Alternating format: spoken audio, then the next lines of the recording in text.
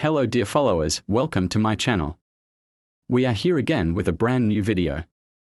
Fans have always admired the strong bond between them. And in a recent interview, Barış openly talked about their relationship. He said that Yağmur was not only his co-star but also his best friend. That their friendship started when they started working together. He explained that they developed a deep understanding. I can share everything with him. Whether it's my personal life or my professional struggles. Explained that they were just good friends. He said they have a real connection in real life. A real friendship helps with acting. When you trust someone off screen, it becomes easier to play emotional scenes with them.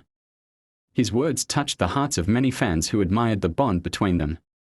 Responding to his statement, "Peace is a wonderful person. He always supports me. I am very lucky to have a friend like him." And people now see them as a perfect example of true friendship in the industry. We will continue to share the details about this subject.